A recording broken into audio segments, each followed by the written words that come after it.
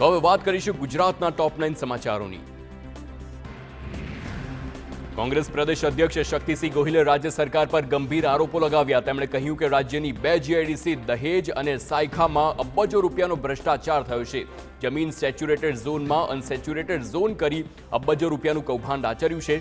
સરકારના 2 પરિપત્રો દર્શાવી તેમણે આરોપ લગાવતા કહ્યું કે નિયમ પ્રમાણે ઉદ્યોગકારોને નક્કી કરેલા બેઠા ભાવે જમીન આપવામાં આવતી હતી। બંને પરિપત્રો દરમિયાન ભાજપના નેતાઓ અને અધિકારીઓએ ભ્રષ્ટાચાર કર્યાનો આરોપ લગાવ્યો।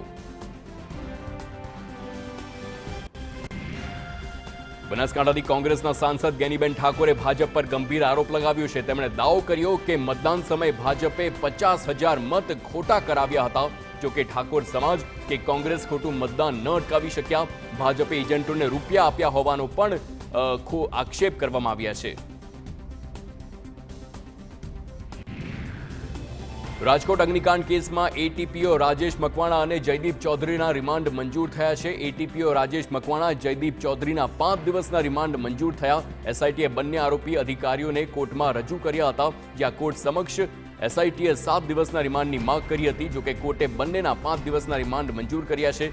બંને આરોપીઓના 5 દિવસના રિમાન્ડ મંજૂર થતા હવે વધુ ખુલાસા થઈ શકે છે। ટાઉન પ્લાનિંગ વિભાગના મનસુખ સાગઠિયા સહિત 5 સામે ગુનો દાખલ કરાયો। તો નીટ પરીક્ષામાં ચોરી મુદ્દે સમગ્ર દેશમાં વિદ્યાર્થીઓ અને વાલીઓ વિરોધ કરી રહ્યા છે। ત્યારે પંચમહાલ પોલીસની ટીમ પરીક્ષા ચોરી કેસમાં દિલ્હીથી મહત્વના પુરાવા લઈને પરત ફરી છે। પોલીસે જરૂરી તમામ પુરાવા અને માહિતી એનટીએ પાસેથી મેળવીને ગોધરા પરત ફરી। તો એનટીએ પાસેથી પરીક્ષાના દિવસના ગોધરા સેન્ટરના સીસીટીવી ફૂટેજ પણ મેળવ્યા હોવાની માહિતી છે। તો ગોધરા નીટ પરીક્ષામાં ચોરી કરાવવાના મામલામાં મોટા ખુલાસા થાય તેવી શક્યતા છે। પંચમહાલમાં બુટલેગરો બેફામ બન્યા છે। ગોધરાના પીપળિયા ગામમાં દારૂની તપાસ કરવા ગયેલી પોલીસની ટીમને જે બંધક બનાવી દીધી। પીપળિયા ગામના એક મકાનમાં દારૂ હોવાની બાતમી મળી હતી। તપાસ કરવા પહોંચેલી પોલીસની ટીમને મકાનમાં પૂરી દેવામાં આવી। ગોધરા તાલુકા પોલીસે 4 શખ્સોની ધરપકડ કરી છે। સરકારી કામમાં અડચણ ગેરમાર્ગે દોરવાનો ગુનો પણ નોંધ્યો છે।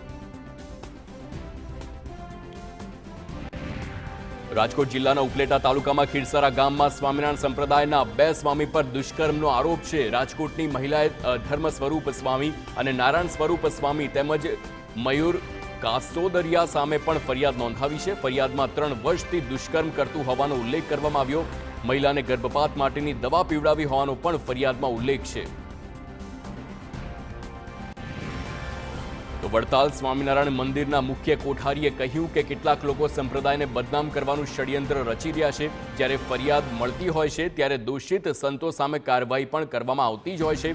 કોઠારી સ્વામીનો દાવો છે કે હિન્દુ ધર્મમાં અનેક પ્રશ્નો છે જેના ઉકેલ માટે પ્રયાસો થવા જોઈએ, નહીં કે કોઈ સંસ્થા કે સંપ્રદાયને બદનામ કરવામાં મહેનત કરવી જોઈએ।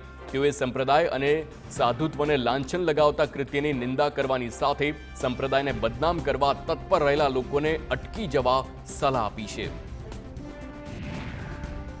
તો બોટાદમાં સ્વામિનારાયણના સાધુઓ સામે રોષ ફેલાયો છે। ગઢડા સ્વામિનારાયણ મંદિરમાં હરિભક્તો ઉગ્ર પ્રદર્શન તેમણે કર્યું હતું। સ્વામિનારાયણ સંપ્રદાયમાં લંપટ સાધુઓની કરતૂતથી હરિભક્તોમાં રોષ છે અને ટ્રસ્ટીઓને આવેદનપત્ર આપીને સાધુઓને હટાવવાની માંગ કરી છે। હરિભક્તોએ 7 દિવસનું અલ્ટિમેટમ આપ્યું છે। જો સાધુઓને હટાવવામાં નહીં આવે તો આંદોલન પર ઉતરવાની ચીમકી ઉચ્ચારી। ભાવનગર જિલ્લામાં ખનન માફિયાઓ બેફામ બન્યા છે। ખનન માફિયાઓએ ખનીજ ચોરી કરવા ભૂસ્તર વિભાગના અધિકારીઓની જ રેકી કરતા હતા। તો માફિયાઓએ માહિતી મોકલવા વોટ્સએપ ગ્રુપ પણ બનાવ્યું હતું। અધિકારીઓનો પીછો કરીને લાઈવ લોકેશન અને ઓડિયો દ્વારા ખનીજ માફિયાઓ સુધી મેસેજ પહોંચાડવામાં આવતા હતા। ખનીજ વિભાગની ફરિયાદ બાદ પોલીસે એક શખ્સની ધરપકડ કરી।